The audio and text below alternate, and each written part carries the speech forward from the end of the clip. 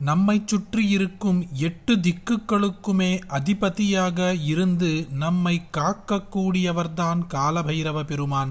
அப்படிப்பட்ட காலபைரவருக்கு உகந்த திதி என்றால் அது அஷ்டமி திதிதான். அதிலும் தேய்பிறை அஷ்டமி காலபைரவருக்கு ரொம்ப விசேஷமான நாள். இன்றைய தினத்தில் காலபைரவரை நாம் எவ்வாறு வழிபாடு செய்வதன் மூலம் வாழ்க்கையில் இருக்கும் பலவிதமான பிரச்சனைகள் தீரும் என்பதை பார்ப்போம். ஒவ்வொரு பிரச்சனைக்கும் அந்த பிரச்சனை தீருவதற்கு உரிய வழிபாடு என்று ஒன்று இருக்கும்.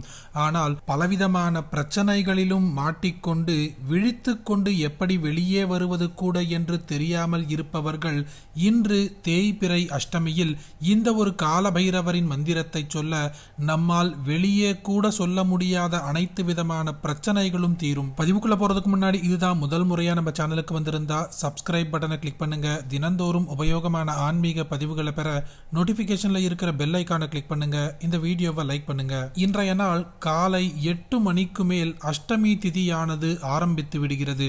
பொதுவாகவே அஷ்டமி திதி அன்று ராகு காலத்தில் காலபைரவருக்கு அபிஷேக ஆராதனைகள் நடக்கும்.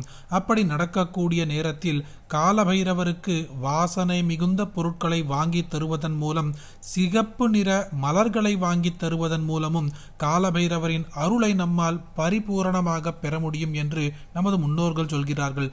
நம்முடைய தீர்க்க முடியாத பலவிதமான பிரச்சனைகளுக்கு தீர்வு தரக்கூடிய எளிமையான ஒரு வழிபாட்டை நாம் பார்ப்போம். இந்த வழிபாட்டை நாம் வீட்டில் இருந்தபடியே கூட செய்ய முடியும். காலையிலேயே அஷ்டமி திதி ஆரம்பித்து விடுகிறது என்பதால் காலையோ அல்லது மாலை கூட இந்த வழிபாட்டை செய்யலாம். மாலை வீட்டில் விளக்கேற்றுவோம் அல்லவா, அந்த நேரத்தில் இந்த வழிபாட்டை செய்யுங்கள். வீட்டில் காலபைரவரின் படம் இருக்கும் பட்சத்தில் அந்த படத்திற்கு முன்பாக இந்த வழிபாட்டை செய்யுங்கள்.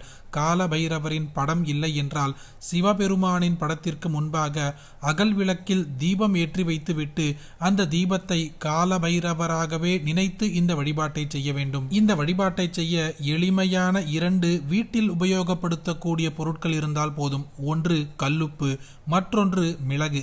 கல்லுப்பு என்பது மகாலட்சுமியின் அம்சம் பொருந்தியதாகவும் நம்மிடம் இருக்கக்கூடிய எதிர்மறை ஆற்றல்களை நீக்கக்கூடியதாகவும் திகழ்கிறது. மிளகு அதே போல நம்முடைய பிரச்சனைகளை தீர்த்து நமக்கு நன்மைகளை தரக்கூடிய ஒரு பொருள். ஒரு சிறிய கிண்ணத்தை எடுத்துக்கொள்ளுங்கள். இந்த கிண்ணத்தில் ஒரு கைப்பிடி அளவு கல்லுப்பை போடுங்கள். அடுத்ததாக 8 மிளகுகளை எடுத்துக்கொள்ள வேண்டும். ஒவ்வொரு மிளகையும் நாம் அந்த கல்லுப்பின் மேலே வைக்கும் பொழுது இந்த ஒரு காலபைரவரின் மந்திரத்தை பக்தியோடு ஒரு முறை சொல்லுங்கள். ஓம் நமோ காலபைரவாய. இந்த எளிமையான ஒரு வரி காலபைரவரின் மந்திரத்தை சொல்லிவிட்டு உங்களுடைய பிரச்சனைகளில் ஒவ்வொரு பிரச்சனையையும் கூறி அது தீர வேண்டும் என்று அந்த மிளகை வைக்க வேண்டும். இப்படி 8 விதமான பிரச்சனைகளையும் கூறி இந்த 8 மிளகையும் ஒவ்வொன்றாக வைக்கலாம்.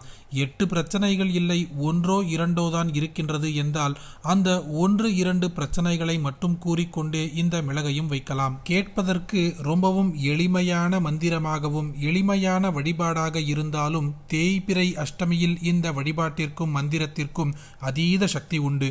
எப்பொழுது நீங்கள் வேண்டி அந்த பிரச்சனை தீர்கிறதோ அப்பொழுது அந்த மிளகை கொண்டு போய் அருகில் இருக்கக்கூடிய கோவிலில் இருக்கும் குளத்தில் போட்டு விடுங்கள்.